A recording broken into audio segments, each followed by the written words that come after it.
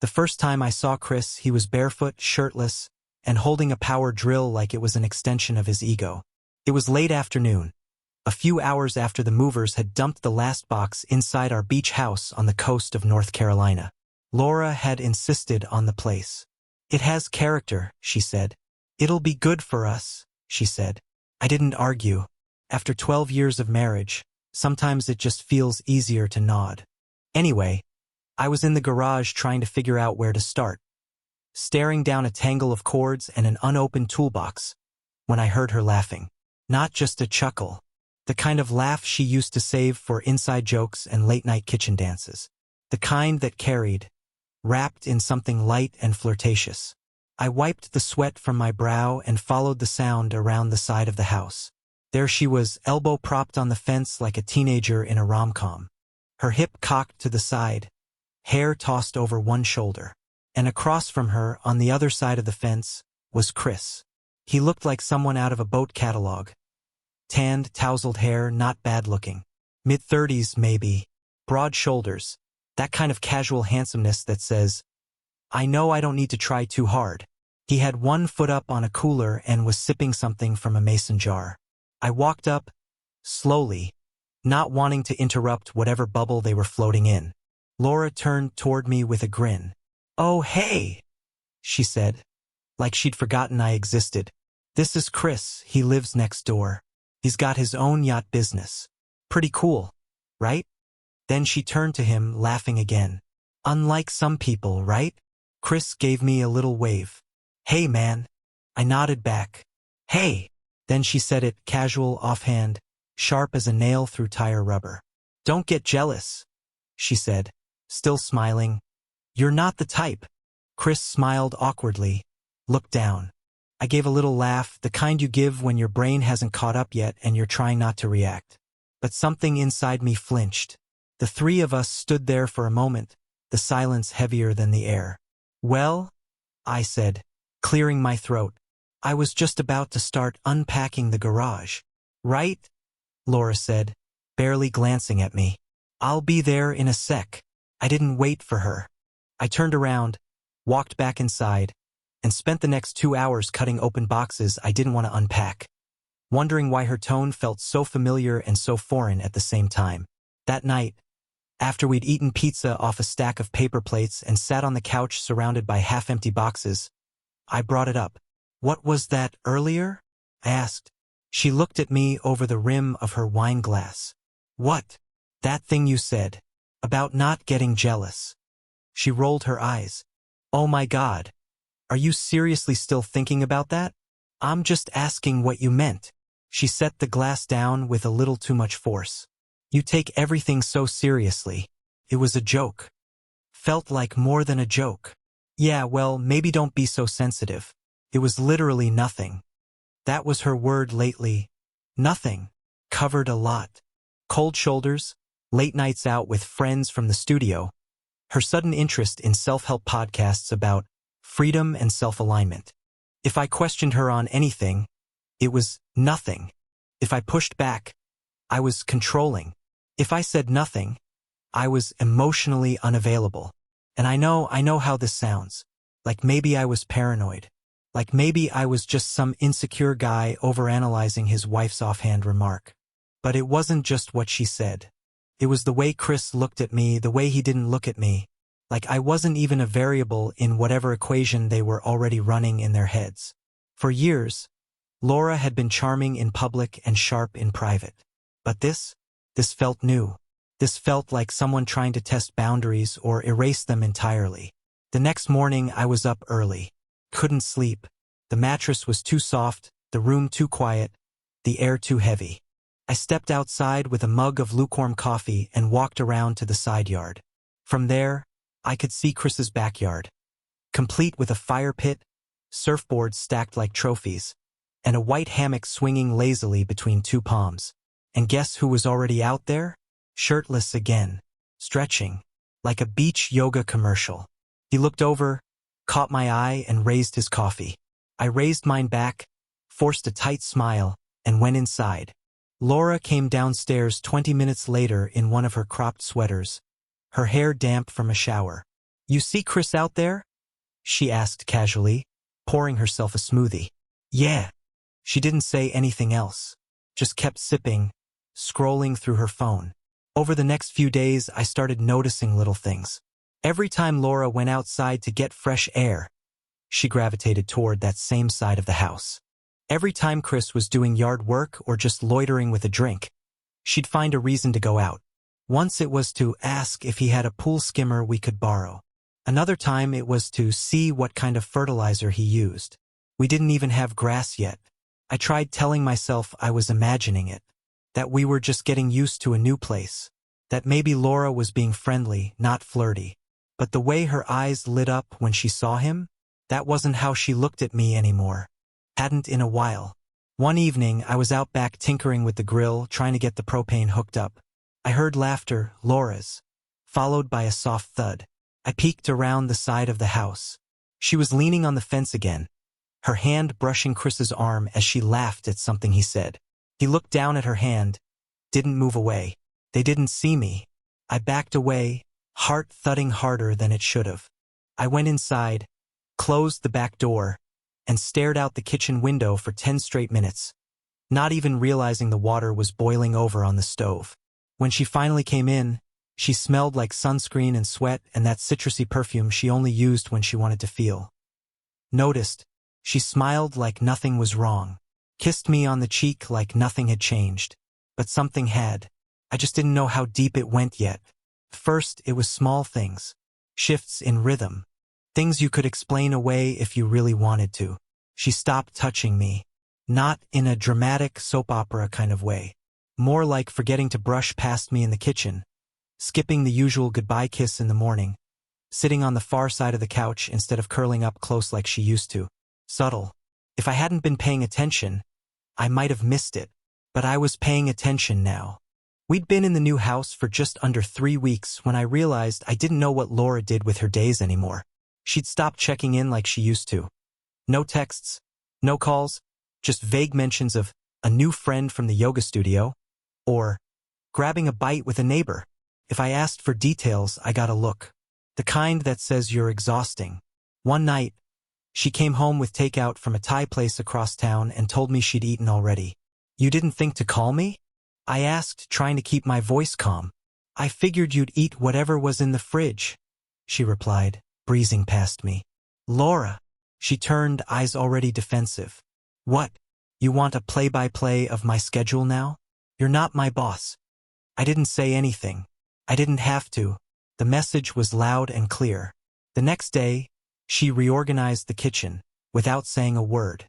All my coffee stuff was moved to the bottom cabinet. The mugs were stacked in this weird minimalist tower, plates color-coded. I opened the fridge and found sticky notes. "For smoothies only. Meal prep, do not touch." It was like I'd woken up in someone else's house. That weekend, I left my shoes by the front door, like I always had. Sunday morning, they were gone. I found them in the garage, lined up neatly with a note taped to the shelf. "Shoes stay outside. Please. Please." Like I was a guest. That's when it started to click. She wasn't building a life for us. She was building a set, a stage, and I was backstage crew. She had her roles, her props, her story. I was just supposed to keep the lights on and stay out of frame. And when I tried to talk about it, she twisted it every time. "You're being paranoid.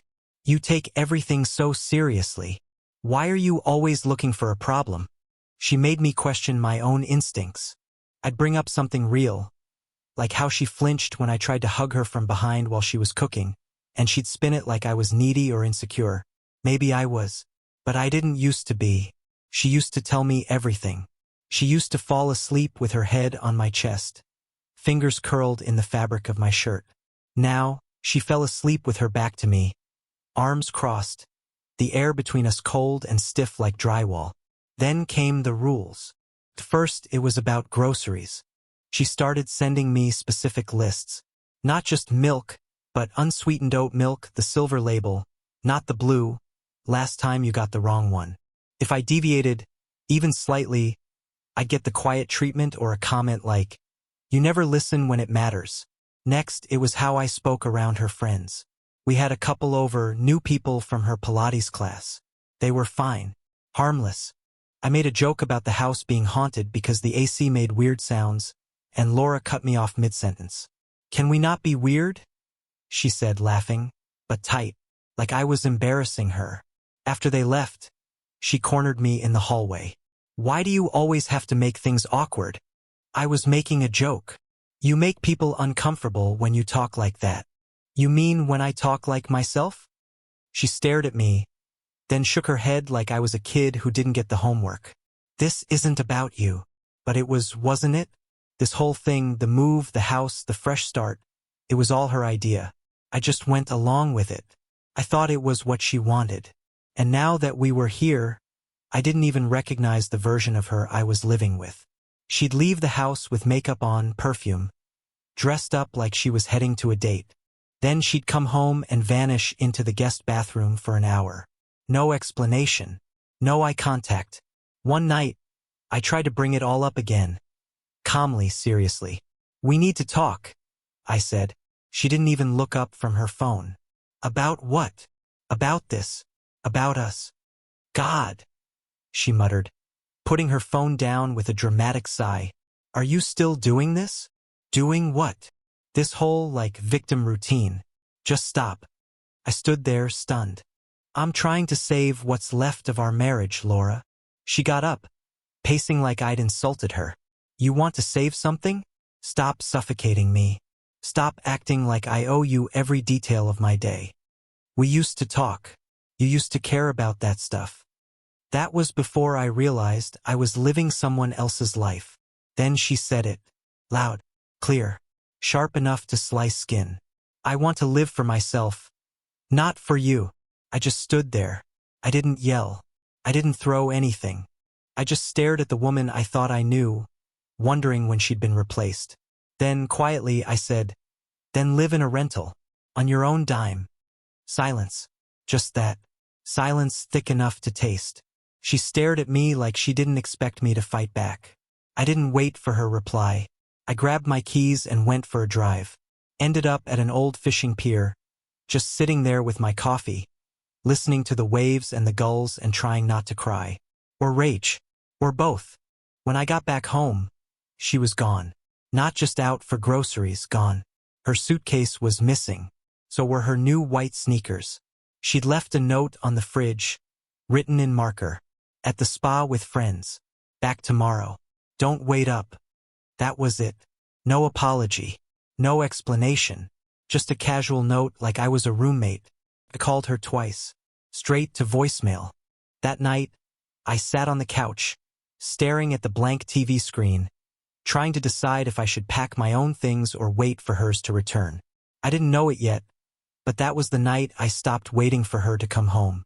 Something cracked open inside me. Something old and tired and done. Because you can't fight for someone who already left the ring. The night Laura disappeared for her spa trip, something inside me finally went still. Not calm, not acceptance, just still. Like a storm pausing right before it rips off the roof. I slept maybe an hour. The rest of the night I sat at the kitchen table, staring at her note on the fridge and the curve of her handwriting. The longer I looked, the more it felt like she had written it for someone else. Not me. Like she was leaving instructions for a house sitter. The next morning, I checked my phone before I even stood up. No texts, no calls, nothing. By noon, she sent a message. "Be home tonight. Don't stress. Had a long night with the girls." Girls. Plural. Except the only friend she'd made here so far was the real estate agent who sold us the house, and I doubted she was rubbing clay masks on Laura at midnight. Her location was off. Phone silent. Answers vague. All the signs sat there like puzzle pieces waiting for a coward. For a long time, I told myself I wasn't the type of man who followed his wife. That felt pathetic. Weak. Something a jealous teenage boyfriend would do. But after months of being made to feel crazy, I needed to see the truth with my own eyes. Not her filtered version of it. A week later, I made my move. Laura had resumed her normal routine, or whatever normal meant now. Morning smoothies with the blender roaring before sunrise.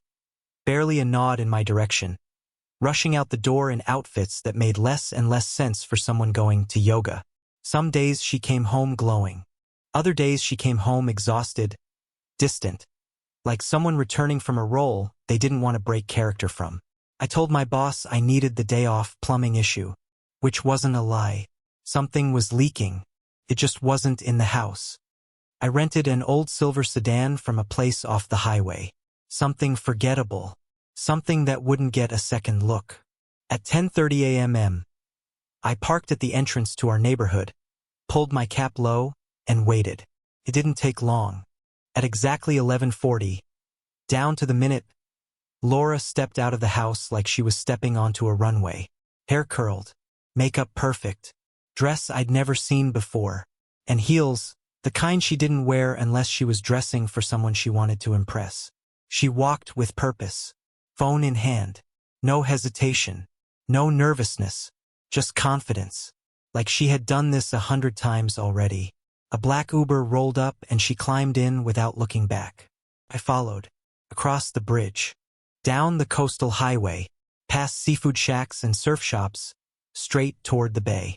My stomach tightened the moment the car signaled into the driveway of a tired-looking motel with a flickering neon sign. I parked across the street behind a row of palms, heart pounding in that uneven way it does when you already know the truth but haven't seen it yet. Laura stepped out of the Uber, smoothed her dress, adjusted her hair. 5 minutes later, a truck pulled into the same lot. Chris. He hopped out wearing a plain white tee like he hadn't spent 30 minutes styling his hair. He looked around casually, the kind of quick scan someone does when they're used to sneaking around. Then he saw her, and she smiled in a way she hadn't smiled at me in months. He walked toward her with that easy, confident stride, and she stepped right into his arms like they'd rehearsed it. Not a friendly hug, not even close, hands sliding where they shouldn't, bodies pressed a little too long. I raised my phone and snapped the first photo. Then the second, the one where they stood at the motel reception desk. Laura brushing hair behind her ear while Chris signed for the key. The clerk pulled out one keycard. One. They took it together and walked upstairs. No hesitation, no guilt, no second thoughts. Just two people who cared more about what they wanted than who they were hurting. I didn't follow them inside. I didn't need to. The truth was standing right there in pixels, sharp and undeniable. I drove home in silence. No music, no thoughts, just a buzzing static in my head that felt almost peaceful because the wondering was finally over. When I got home, I packed 2 suitcases with her things. Not everything, just the essentials. Clothes, toiletries, laptop, the things she used daily. The rest could rot in the closet for all I cared. I placed the suitcases by the door and waited. Hours passed. The sun went down. The kitchen lights buzzed above me. I sat in the armchair across from the door, the photos open on my phone. I didn't drink, didn't pace, didn't cry. I just waited. At 8:17 p.m., the door opened. She walked in humming some tune under her breath. Relaxed, content, like she'd just come from a massage, not a motel room. She froze when she saw the suitcases. Then she saw me. Then she saw my phone. "What's this?" she asked, her voice thin, brittle. Without a word, I held up my screen and swiped to the first photo. Her in Chris's arms. Her face twitched just once. A tiny spasm of recognition and panic. But then she straightened and shrugged. "I guess you're not the forgiving type anyway." That was it. No denial. No apology. No explanation. Just a shrug, like I'd confronted her about forgetting to buy paper towels. I stood, walked to the door, and opened it. "You have 2 options," I said, my voice calm, eerily calm. "You leave now and we're done. Or we can discuss this with Chris's wife." For the first time since the move, she panicked. "His wife? You didn't." "I know enough." She swallowed, looked at the suitcases, looked back at me. "I'll go," she said quietly. She picked up her bags and stepped outside without another word. No goodbye, no last look, no plea. It was almost impressive, the level of detachment she'd cultivated. As she walked down the steps, I realized something. I didn't feel like I was losing anything. I felt like I was finally closing a door that had been hanging half open for months, maybe years. When the Uber pulled away with her inside, I closed the front door gently, locked it, slid the deadbolt home, and for the first time in a long time, the house felt like mine again. Quiet, still, honest.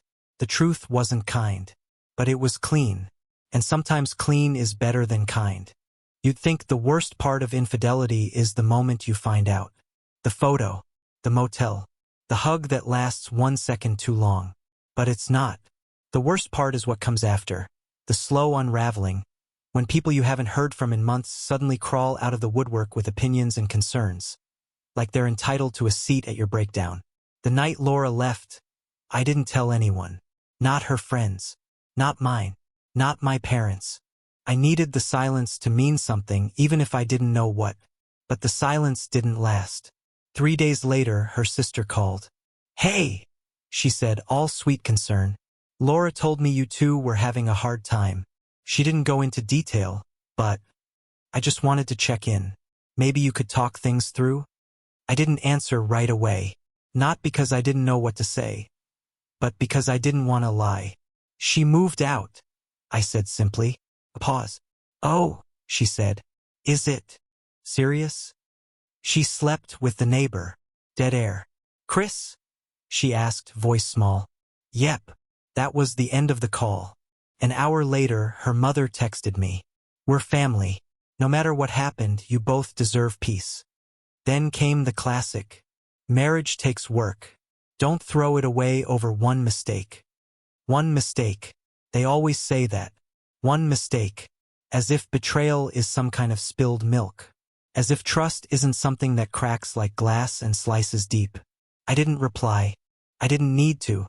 Instead, I changed the locks. I know, maybe that sounds cold. Maybe some people would have waited. Had a conversation. Gone to therapy. Tried to heal. But I didn't see the point in patching a foundation built on sand. The next day, I came home to find a pie on the porch. Homemade by the look of it. Wrapped in cling film with a note stuck to the top. "Let's talk. I have tickets to the comedy show Friday." No signature. But I didn't need one. It was Laura's handwriting. Same flourished L she used when writing birthday cards. Same passive-aggressive smiley face. I picked up the pie, walked it across the street, and handed it to Hannah, the teenage girl who helped with the yard work every other weekend. "You like apple?" I asked. She nodded, surprised. "It's yours." No explanation. No drama. Just done. That was the thing. I didn't need revenge. I didn't need to yell or post-screensh *TS or call her names. I just needed her gone. Laura sent a message later that night. "I came by. I know you're angry, but we're not done." I replied, "We are." That was it. A full sentence. A period at the end of the story she thought she could keep rewriting. Couple days passed. Quiet ones. I didn't realize how much noise she used to bring with her, even when she wasn't speaking. The footsteps, the doors, the blender in the morning. The emotional climate she carried like perfume. Without her, the house didn't feel hollow. Felt peaceful.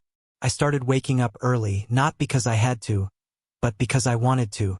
I made coffee and sat on the back porch with a book I'd meant to read for years. Sometimes I just stared at the sky. No talking. No texting. No trying to guess how she'd feel that day. I was just alone. And for once, that wasn't sad. It was clean. Then came the memory bombs. You know the ones. Messages about what we had. Little nostalgia grenades she lobbed in hoping to spark guilt or longing. The first one came with a photo of us at a lake trip 2 years ago. Her in a floppy hat. Me holding a fish. Both of us sunburned and laughing. She wrote, "Remember this day? We were so happy. Don't forget who we were." I looked at it for maybe 10 seconds, then replied, "I remember the good, and I'm still done." That seemed to break something in her. No more nostalgia. No more sweet invitations. Instead, the messages turned sharp. "You're acting like I'm the only one who ever messed up. You shut down years ago. What did you expect? Do you even miss me at all?" I didn't respond. There's something they never tell you about betrayal. The second it happens, your role in the story ends. She could rewrite the past all she wanted. But I was no longer a character, just a ghost she was arguing with. A week later, a friend from back home called. "You okay?" he asked. "Heard from someone that Laura's staying with her cousin?" "Maybe," I said. "Not really my business anymore." He paused. "So it's really over?" "Yeah." "You're not even going to try?" "No." He sighed. "Man, that S**CKs. I smiled. "Actually," I said, "it doesn't." That confused him, but I wasn't interested in explaining. I didn't need to justify why I didn't want to rebuild something she'd demolished for sport. That weekend, I went down to the garage and opened up a few boxes I hadn't touched since the move. Found my old tools, dusty but still solid. My dad's hammer, my grandpa's vise, stuff I hadn't used in years. I started building again. Nothing fancy, just a small workbench at first. Then a cabinet. Then a wooden bench for the backyard. Projects that kept my hands moving and my mind quiet. There was something satisfying about it. The way with splinters, the smell of sawdust, the feel of a level sitting flush. Things made sense in the garage. No manipulation, no mixed signals. Just effort, alignment, and truth. One afternoon, I was working on a chair repair when I heard a knock on the front door. It was Marcy, Chris's wife. Ex-wife, maybe. I hadn't seen Chris in days. His truck was gone, the blinds in their house drawn tight. Rumor was he packed up one morning and left without saying goodbye. Marcy looked tired, worn down in a way I recognized. She held out a bouquet of dried flowers. Simple, elegant. Not the kind you give for romance. The kind you give when words aren't enough. "I just wanted someone to know," she said. "I saw everything. Thank you for not starting a storm." I invited her in. We didn't talk much. Just sat on the porch with glasses of iced tea. Two people caught in the wreckage of someone else's fun. When she left, she said, "I don't know what I'm doing next, but I know I'm not apologizing for being hurt." "Good," I said. "Don't." After that, I kept working. No music, no distractions, just the hum of life slowly resetting. I started taking repair jobs, small stuff. Neighbors dropped off broken drawers, wobbly chairs, things that had been sitting on their to-fix lists for years. I charged next to nothing, but they always overpaid. Not because of the work, but because of the quiet. People crave quiet when their lives are loud. And mine had finally gone still. About 10 days after Laura left, the house settled into a rhythm I didn't realize I'd missed. The rhythm of one. The kind where nobody moves your things. Where coffee mugs stay where you put them. Where silence doesn't mean punishment. It just means peace. It was in that stillness, that strange quiet after a personal storm, that I first noticed how the neighbors had changed. People were watching me differently. Not in a nosy way, more like with curiosity. Some waved with just a little more sympathy in their eyes. Others, who never used to make small talk, started lingering by their mailboxes when I'd head out to the yard. A few didn't say anything at all. Just gave me a look I've only ever seen at funerals. Like I'd lost something sacred. I guess in a way I had. But the part that surprised me the most was how visible I'd suddenly become. When Laura was here, it felt like we lived in a bubble. She controlled what people saw, what they thought. I was just the husband who nodded politely and kept the grill warm at parties. Now, I was the guy who got cheated on. And oddly, people seemed to respect me more for it. Chris was gone by then. No note, no apology, just gone. His wife, Marcy, stayed, at least for a while. A few weeks after Laura's final text, I saw a for sale sign go up in front of their place. Quiet, no fanfare. I never even saw the realtor. Just one day the sign was there, and Marcy was gone too. But before she left, she stopped by. It was a Thursday just before noon. I was in the garage working on a broken deck chair for the woman 3 doors down when I heard a knock on the open side door. Marcy stood there holding a bouquet of dried lavender and wheat stalks. Her expression was calm. Not angry, not bitter. Just tired, the kind of tired that comes from trying to hold a marriage together with one hand while the other's fending off betrayal. "I know this is weird," she said, holding out the bouquet, "but I figured you might understand." I wiped my hands on a rag and took the flowers. "They're nice," I said. "Smell like the end of something." She smiled. "Exactly." We didn't talk much, just sat on my porch drinking iced tea. I offered her the good chair, the one I had finally finished repairing last weekend. She accepted it without hesitation, like she belonged there. After a while, she said, "You didn't tell anyone, did you?" I shook my head. "Didn't need to." "I appreciate that. People talk enough around here." "I figured you deserved to find out in your own way." She nodded, looked out at the street for a long time. "I knew something was wrong," she said. "He got distant, started wearing cologne again, leaving his phone face down at dinner." I didn't say anything. I didn't need to. "You know what hurts the most?"